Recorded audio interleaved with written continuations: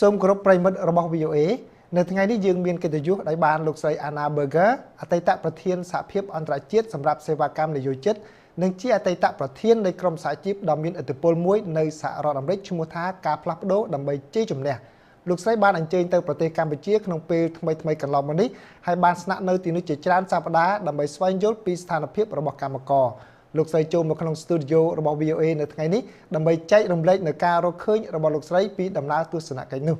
Welcome to VOA, Anna. Thank you for having me. Yeah, thank you for dropping by. Can you tell us when did you go to Cambodia and how long did you stay there? And if possible, if I may, who did you meet over there? Okay, well, I first went to Cambodia about 10 years ago as a labor leader on a fact-finding tour to see what had happened to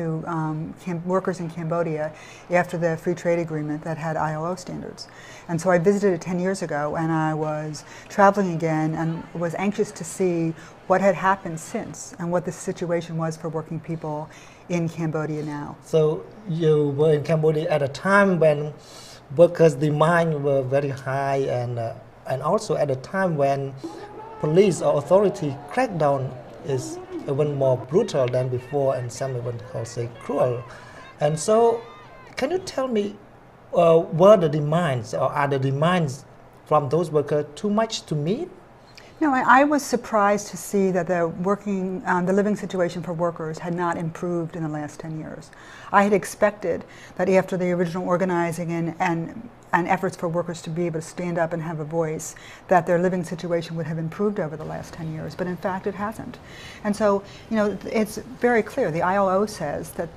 for a worker to have a frugal life, it takes at least $157 a month. In reality, Cambodian garment workers are paid less than $100 a month. And so their lives are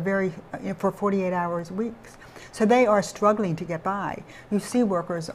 trying to have their voices heard, demanding $160, which is a fair wage. And I think that we really need to understand that for $160 a month for a garment worker, they can have only a frugal life. Mm. It does not cost the consumers that much more money to make sure that they have a frugal life, let alone maybe we could someday do more so that they could have a decent life. So meaning that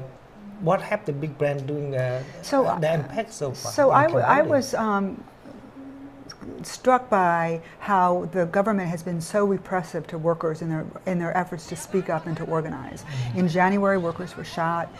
Then workers' leaders were arrested and put in jail. Workers have no place to be able to demonstrate or speak out. The big brands, I was impressed with the big brands and the global unions. The global brands and the global unions jointly sent a letter to the Prime Minister on January 17th, calling for an investigation and prosecution of the government forces that had used excessive force, that they called for the establishment of a real trade union law with a transparent process. They called for a real bargaining around wages and also for lifting of the minimum wage to a decent wage. So the big brands sent a letter and made some statements, but they need to do much more. What else? Can you give one example of you? What is you doing? Because it seemed quiet since then, right? Well, I mean, it's certainly quiet on part of the big brands, but the reason it's quiet in Cambodia is because anytime a worker tries to speak out, they are, beaten or prohibited from speaking. I was in Cambodia on April 20th, and I went to Freedom Park. Now, Freedom Park is the only park where people are allowed to demonstrate and speak and rally. And now that's prohibited. So Freedom Park in Phnom Penh, the one place where people are supposed to be able to demonstrate, it is now, people are met with security troops, preventing them from being on the park or from them speaking. I was there on the 20th, I was there on the 21st, when the security, the military or the police, whatever they were directed to use batons on innocent bystanders and photographers. I was there on May Day, when again they used their batons and beating people just because they wanted to be able to speak out. And so I think, it's a basic right for workers to be able to freely assemble and speak freely, and to demonstrate, to strike, and that's being denied them. And I think it's time for the big brands and the unions again to not only speak out but to go to Cambodia and say, we think that not only do they need to be able to be respected in the law, but the big brands should make a very clear statement that it's time to raise the minimum wage, that they can afford that, the brands can afford that, and that they should make sure that the bargaining takes place to have that happen. Yeah, talking about the working condition and the low pay, you are credited as one of the champion for equal pay for women especially, and the country that you just visited in that industry, 70 plus of the workforce are women. Right. So, and with all this situation where crackdown is very violent, so how much does this touch your feeling personally? I saw, I went to a memorial service on May Day, on May 1st, for the workers who had been shot and killed on January 3rd and 4th demonstration. And there were all these young women, young women who work in the garment factories were there trying to demonstrate and speak out. I think that we have a responsibility to make sure that the factory workers treat them fairly, that there really is a collective bargaining, because it's not just about lifting up those women, it's lifting up their children, lifting up their families. And I feel very strongly about that in this country. I feel very strongly about it, passionately about it in Cambodia. And I believe that global labor leaders like me and others need to rally support, and the big brands have a responsibility that it is not just the cheapest product. We need to be able to make sure that people who are manufacturing our goods are doing it in a way where they can live a decent life. And right now, women and all workers in Cambodia are underpaid and struggling to get by. When we talk about we, this also includes the U.S. government. So how much leverage does the U.S. government have in Cambodia right now? And if we ever use this leverage to a maximum level? Well, I think this is a very important moment in Cambodia. The government is becoming more and more repressive every single day, whether it is the preventing people from speaking publicly at a park, to preventing workers from demonstrating at their factories, from implementing no fair trade union law of the transparent process. So they are becoming more and more repressive, beating people. We should step in now. For all of the global unions, the global brands, and our governments need to make a very clear message to the government of Cambodia that this is not right and they will not support it. A lot of foreign aid goes into Cambodia. A lot of economic support goes into Cambodia. It's time that we make sure that that money goes to the workers, to the people of Cambodia, so that we can lift them out of poverty. I worry that if we don't do something, that it will more violence will be sparked, and that this is the moment that we should all put the spotlight on Cambodia before things get out of control. I think that there's something that we could all do if we all align ourselves to make a very clear message to the government of Cambodia that it's time that democracy is honored and respected, that workers' voice is honored and respected, and that the freedom to assemble and the freedom to negotiate is alive and well in Cambodia, which it is clearly not right now. And what about the union? Please share your experience and how you see union in Cambodia. Are they very well organized now compared to 10 years ago? And what anything go wrong? Why they are kind of bulk negotiation with the buyer or employer, and the government kind of doesn't yield much results so far? Well, I mean, one of the problems is that if you have a government that is not supporting collective bargaining, then the collective bargaining is going to be very hard to go. If the employers can get away with bad working conditions and paying the workers as little as possible, they will do it for as long as they have it. And when the workers' leaders are arrested because they encouraged demonstrations and are locked away since January 3rd, it's really hard for leadership of the union to be able to keep on bargaining. So there's such a level of intimidation. The government is clearly sending a clear message that if you speak up, if you demonstrate, if you go on strike, you will be beaten, shot, and locked up. I mean, that's the message that is out there on the street. And so I think that's why it's really important for global brands, because they're the ones, in their economic, they say that peaceful bargaining is an important thing, that violence does not help economic security. They want labor peace. They want industrial peace. If they really want industrial peace, then we need to have a government that supports workers' rights, workers' voice, and a real transparent labor movement so that we can have real bargaining. The brands also have to say, yes, you should pay more. It's time to raise the minimum wage. $100 is not enough. We need to raise the minimum wage for the garment industry, and then we need to figure out how to raise the minimum wage for workers across Cambodia. In Cambodia,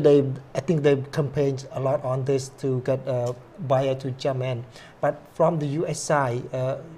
what kind of activities should be done kind of to push the big brands to do more? Well, I think that we need to engage the big brands, both leader to leader, but we also need to get students and others and the consumers involved, because the reality is it's pennies on the product, and they don't actually have to raise the price at all because their profit margin is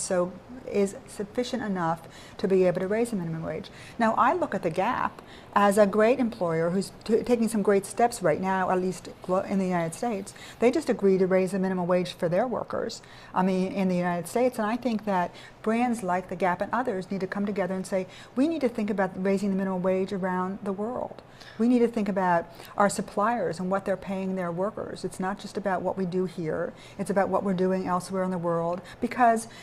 if we really want to be able to have global peace and industrial peace, we also need to do it in a way that people can support their families. We've seen around the world when there is growing income insecurity, it leads to violence and it leads to social unrest. If we really want to be able to have violence stop, then we need to figure out a way to have economic peace too, and economic justice. And that means lifting the floor so that people can feed their families, so the kids can go to school and learn, and so that they can have a better life. I might want to get some of your observation or opinion on the political situation in Cambodia a little bit. There seems to be the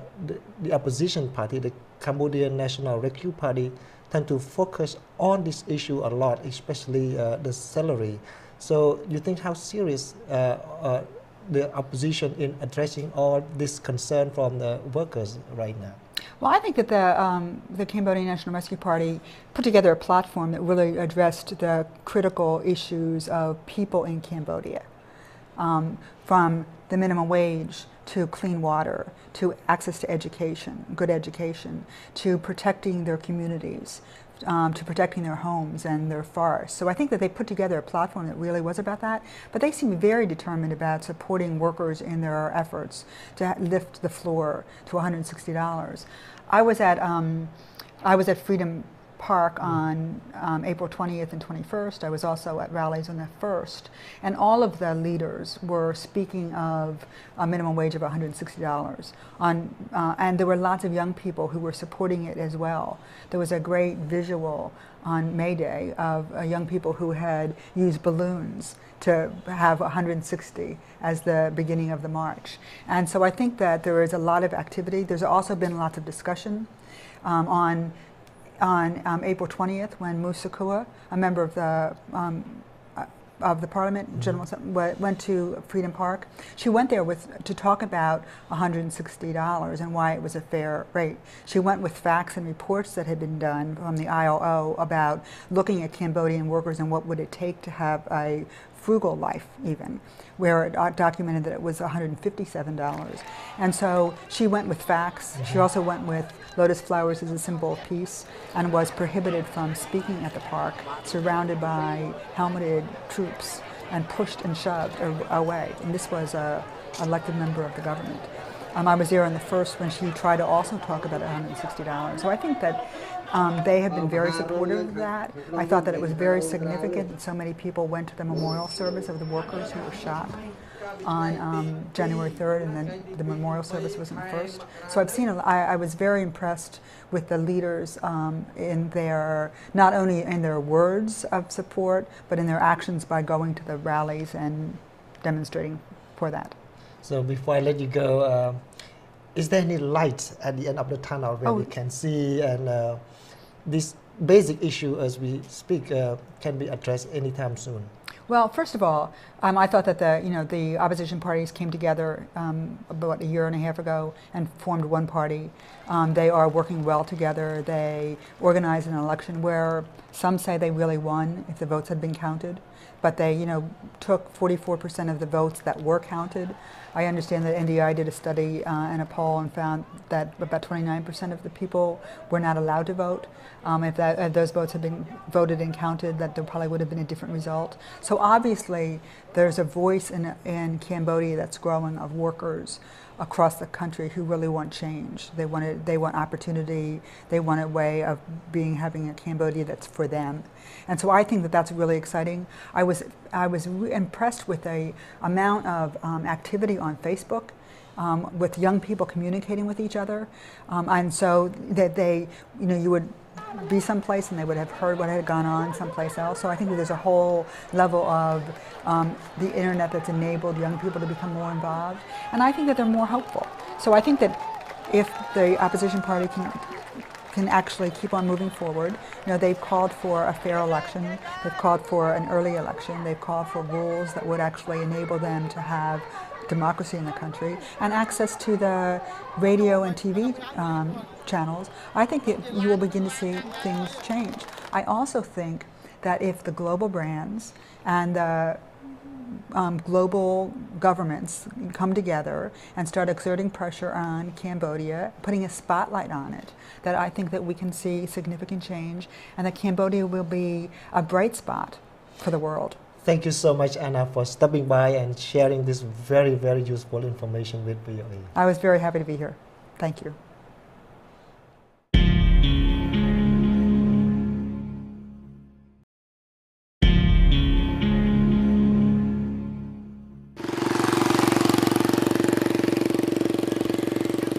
នៅក្នុងភូមិពូកុងឃុំស្រែព្រះស្រុកកែវសីមានៃខេត្តមណ្ឌលគិរីនេះក្រុមអ្នកភូមិលើកឡើងថាជីវភាពរស់នៅរបស់ពួកគេកំពុងរងផលប៉ះពាល់យ៉ាងខ្លាំងដោយសារការបាត់បង់ព្រៃឈើដែលពួកគេពឹងអាស្រ័យលើលោកវណ្ណាខ្វៅគឺជាអ្នកភូមិជនជាតិពូណងម្នាក់នៅទីនេះព្រៃឈើសម្រាប់របស់យុទ្ធសាស្ត្រដែលជាពលរដ្ឋសម្រាប់ពឹងដោយថាទី1ចូលទឹកជាដើមពឹងនឹងសម្រាប់ដោយថាជីវភាពក្នុងគ្រួសាររបស់ជាពលរដ្ឋនៅក្នុងភូមិហ្នឹងបាទដល់ពេលគេបង្កើតក្រុមហ៊ុនទៅធ្វើជាកាត់ឈើយកលក់ទៅមូលនឹងដែលឈើអ្វីផ្សេងនឹងវាឈូសឆាយដីទៀត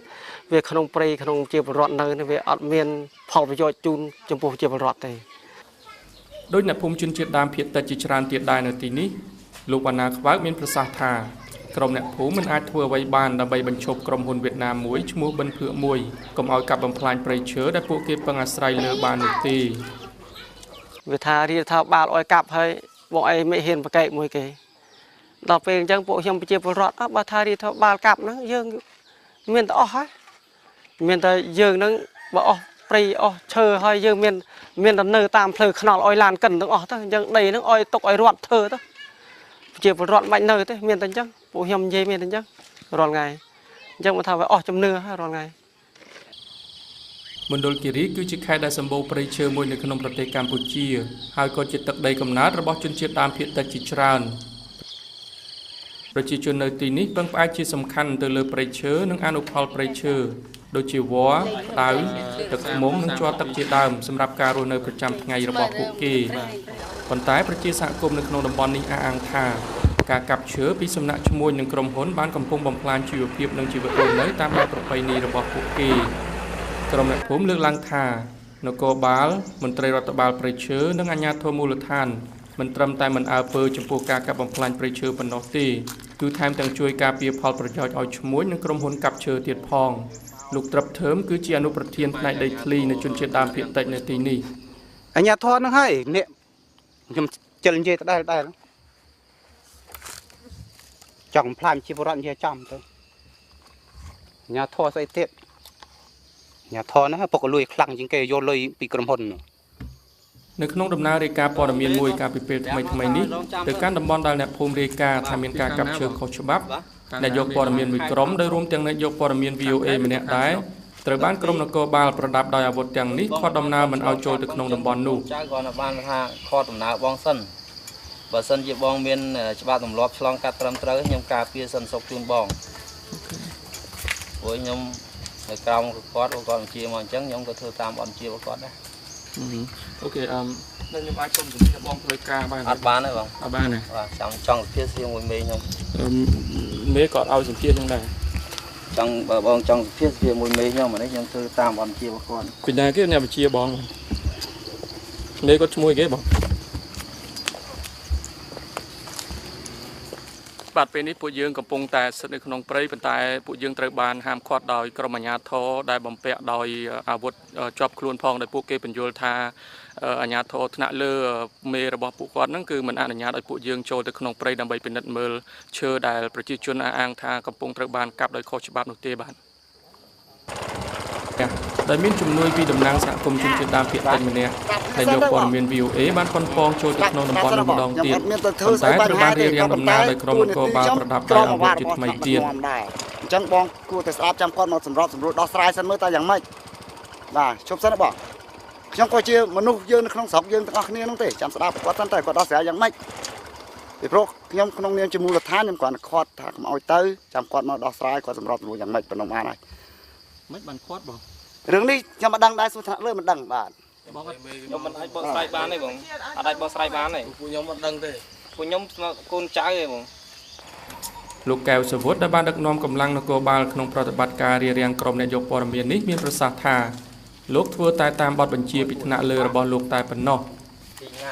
ខ្ញុំសួរប្រជាជនណាមិនមែនខ្ញុំអ្នកថាណាប្រជាជនគាត់ថាអាជ្ញាធរហ្នឹងអ្នកស៊ីស៊ូបើកដៃឲ្យឈ្មោះគេចូលកាប់ខ្ញុំមិនដឹងដែរតាមនេះទេណាដឹងដែរបងមានស៊ីស៊ូដូចគេគាត់ចោតចឹងមែនទេខ្ញុំមិនដឹង មេឃុំស្រែព្រះលោកជាប់ពេដែលបានព្យាយាមកិច្ចពីអ្នកយកព័ត៌មានតែមិនអាចកិច្ចបាននោះមានប្រសាសន៍ថាលោកមិនអនុញ្ញាតឲ្យអ្នកយកព័ត៌មានចូលក្នុងតំបន់នោះដោយសារតែពួកគេគ្មានការអនុញ្ញាតពីថ្នាក់លើរបស់លោកជាប់ពេក៏បានស្នើសុំឈ្មោះអ្នកភូមិដែលបានចោទប្រកាន់លោកថាបានប្រព្រឹត្តអំពើពុករលួយនោះ ហើយអ្នកណាខ្ញុំចង់គេអាចចោតខ្ញុំហ្នឹងឲ្យជួបខ្ញុំមក ចោតចឹងមែនអត់ទេលោក អញ្ចឹងហើយបើសិនប៉ាត់អញ្ចឹងឲ្យតែមានផុសតាអញ្ចឹងឲ្យខ្ញុំហើយតួខើត្រូវហ្នឹងហើយ ក្រុមអ្នកភូមិនិងមន្ត្រីឃ្លាំមើលសិទ្ធិដីធ្លីនៅទីនេះលើកឡើងថានៅពេលដែលពួកគេរាយការណ៍ប្រាប់អាជ្ញាធរមូលដ្ឋានជាមុនអំពីផែនការល្បាតព្រៃនៅក្នុងតំបន់ដែលមានការសង្ស័យថាមានការកាប់បំផ្លាញព្រៃឈើខុសច្បាប់នោះក្រុមអ្នកកាប់ឈើតែងតែដឹងមុនហើយបានចាក់ចេញពីតំបន់នោះមុនពេលដែលក្រុមអ្នកភូមិទៅដល់ លោកអែមសុភ័ក្រគឺជាមន្ត្រីសម្របសម្រួលនៃមជ្ឈមណ្ឌលអប់រំច្បាប់សម្រាប់សហគមន៍ប្រចាំខេត្តមណ្ឌលគិរីនេះ បើសិនជាមន្ត្រីអាជ្ញាធរគាត់មានឆន្ទៈគាត់ការពារផលប្រយោជន៍ជាតិការពារផលព្រៃឈើការពារសហគមន៍គាត់មិនរារាំងអង្គការក្រៅរដ្ឋាភិបាលនិងក្រុមអ្នកសារព័ត៌មានទៅយកព័ត៌មានពិតនៅតំបន់នេះនៅឡើយអញ្ចឹងបានយើងឃើញថាប្រហែលជាមានផលប្រយោជន៍ពាក់ព័ន្ធជាមួយក្រុមជនទុច្ចរិតដែលកាប់បំផ្លាញព្រៃឈើបានពួកគាត់រារាំងព្យាយាមរារាំងយើងហើយរារាំងទៀតមិនឲ្យយើងចូលទៅនៅតំបន់ដែលកាប់បំផ្លាញព្រៃឈើនេះបាទ គួរតែកាត់មកអស់លោកមានតែអង្គុយធ្វើការមន្ត្រីរាជការ ដោយខឹងសម្បានឹងការមិនអើពើពីសំណាក់អាជ្ញាធរក្រុមអ្នកភូមិពុកគង់និងប្រជាសហគមន៍ជនជាតិដើមភាគតិចផ្សេងៗជាច្រើនទៀត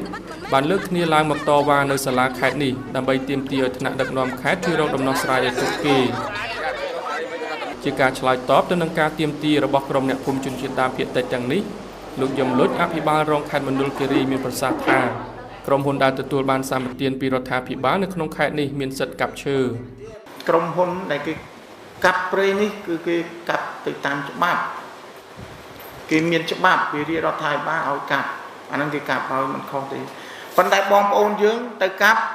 ដល់ពេលវាអត់ច្បាប់វាខុសច្បាប់អញ្ចឹង លោកសារុរតនានាយរងរដ្ឋបាលព្រៃឈើប្រចាំខេត្តមណ្ឌលគិរីនេះបានថ្លែងថារូបលោកនិងមន្ត្រីរបស់លោកពុំដែលពាក់ព័ន្ធនឹងការទទួលសំណូកពីក្រុមហ៊ុនកាប់ឈើណាមួយទេ ចំពោះខ្ញុំឆ្លើយទៅចំពោះមន្ត្រីខ្ញុំទេបើមានមន្ត្រីណាដែលពាក់ព័ន្ធមានផុសតាងជាក់ស្ដែងសូមអស់លោករាយការណ៍មកខ្ញុំនឹងមានវិធានការរដ្ឋបាលនឹងចាត់ការមន្ត្រីនោះបាទដោយធ្វើអនុវត្តវិធានការរដ្ឋបាលឬក៏បើពាក់ព័ន្ធធ្ងន់ធ្ងរយ៉ាងម៉េចអានោះពាក់ព័ន្ធនឹងផ្លូវតុលាការបើអានោះពាក់ព័ន្ធនឹងផុសតាងជាក់ស្ដែងប៉ុន្តែបើយើងគ្មានផុសតាងជាក់ស្ដែងទេយើងមិនអាចចេះតែដើរនិយាយចោទអ្នកនេះអ្នកនោះបានទេបាទ តែមកចោទមន្ត្រីក៏ចោទទៅដល់ប្រធានរដ្ឋបាលព្រៃឈើលោកផ្ទាល់តែម្ដង ខ្ញុំមិនអាចឆ្លើយពីបានទេរឿងពាក់ព័ន្ធហ្នឹងព្រោះអាហ្នឹងបាក់ធម្មតាបញ្ហាចោទនេះគឺតតែមានភ័ស្តុតាងឬផ្លូវតុលាការតើមានភ័ស្តុតាងជាក់ស្ដែងបានយើងអាចចោទបានយើងមិនចេះតែដើរនេះនិយាយនេះបានទេធម្មតាមាត់មនុស្សយើងចង់និយាយមិនក៏បានដែរប៉ុន្តែការអនុវត្តជាក់ស្ដែងគឺមិនមែនងាយដូចយើងមាត់យើងនិយាយទេបាទ លោកទទួលស្គាល់ថាលោកជាម្ដាយបានទទួលរាជការរដ្ឋពីក្រមជននៃក្រមបាទចំពោះខ្ញុំបាទខ្ញុំបដិញ្ញាថាហើយចំពោះខ្ញុំខ្ញុំមិនដែលទេហើយយ៉ាងណាក៏ដោយប្រជាសហគមន៍ជនជាតិដើមភាគតិចនៅទីនេះនិយាយថាពួកគេមិនចង់ធ្វើជាកម្មករស៊ីឈ្នួលឲ្យក្រុមហ៊ុនឯកជនណាមួយទេហើយបានទទូចឲ្យមានការការពារព្រៃឈើដើម្បីឲ្យពួកគេអាចបន្តជីវិតរស់នៅរបស់ខ្លួននិងកូនចៅពួកគេបានតទៅមុខទៀតពីខេត្តមណ្ឌលគិរីខ្ញុំសាយមុនី VOA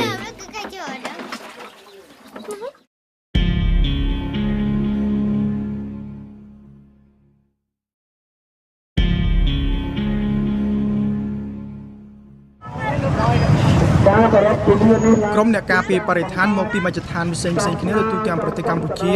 បានប្រាជ័យក្នុងការដើរដង្ហែក្បួនដាក់ញត្តិនៅតាមក្រសួងនិងស្ថាប័នទូតដើម្បីពង្រឹងការទប់ស្កាត់ការកាប់បំផ្លាញព្រៃឈើស្របពេលដែលពិភពលោកបាននឹងកំពុងប្រពធ្វើទិវាបរិស្ថានពិភពលោកក្រុមអ្នកអភិរក្សបរិស្ថានទាំងនោះមានគ្នាប្រមាណសរុប400នាក់នៅក្នុងនោះមានប្រសង់ប្រជាពលរដ្ឋនៃតំណាងសហគមន៍ព្រៃឈើយុវជនមកពីសាកលវិទ្យាល័យមួយចំនួនក្នុងទីក្រុងភ្នំពេញនិងសហគមន៍ជនជាតិដើមភាគតិចដែលរងគ្រោះដោយសារចំនួនដីធ្លីនិងការកាប់បំផ្លាញព្រៃឈើផងដែរមូលហេតុដែលចង់ចូលរួមគឺខ្ញុំស្រឡាញ់បរិស្ថាននិងស្រឡាញ់ធនធានសម្បត្តិធម្មជាតិចង់បានដើម្បីឲ្យប្រជាពលរដ្ឋទាំងអស់គ្នានឹងនាំគ្នាចូលរួមដើម្បីការពារបរិស្ថានកុំឲ្យបាត់បង់ទៅថ្ងៃក្រោយឃើញក្រុមហ៊ុនរដ្ឋាភិបាលប្រជាជនមួយចំនួនកម្មផ្លាញព្រៃឈើសម្រាប់សត្វព្រៃដែលធ្វើឲ្យប្រទេសជាតិយើងនឹងអន់ថយអ្នកតវ៉ាទាំងនោះបានប្រមូលផ្ដុំគ្នានៅអតីតតំបន់ដីក្រហមក្នុងគម្រោងដើរដង្ហែក្បួនដាក់ញត្តិទៅកាន់ក្រសួងបរិស្ថានក្រសួងកសិកម្មស្ថានទូតប្រទេសចិននិងប្រទេសវៀតណាម